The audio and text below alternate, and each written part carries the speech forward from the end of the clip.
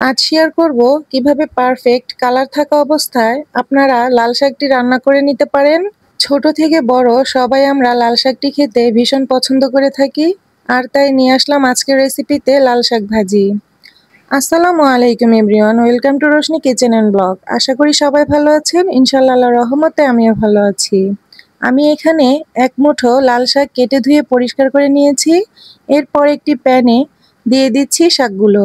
এখানে অনেকগুলো শাক দেখা গেলেও মিশে কিন্তু অনেকটাই কমে যাবে। এবার দিয়ে দিচ্ছি সামান্য পরিমাণ লবণ। এরপর নেড়ে মিশিয়ে নেব। শাক থেকে যে পানিটা উঠবে সেই পানি দিয়েই শাকটাকে সেদ্ধ করে পানিটাকে শুকিয়ে নেব। এর জন্য মাঝ বরাবর পানিটাকে বের করে নিচ্ছি। এই তো পানিটা শুকিয়ে গেছে। এবার নামিয়ে নিয়ে আবারও প্যানে দিয়ে দিচ্ছি সয়াবিন তেল। এরপর দিয়ে দিচ্ছি রসুন কুচি, পেঁয়াজ কুচি, কাঁচামরিচ ফালি করে। এরপর এগুলোকে ব্রাউন করে ভেজে নিব। ভাজা হয়ে গেলে সেদ্ধ করে রাখা শাকগুলো দিয়ে দিচ্ছি।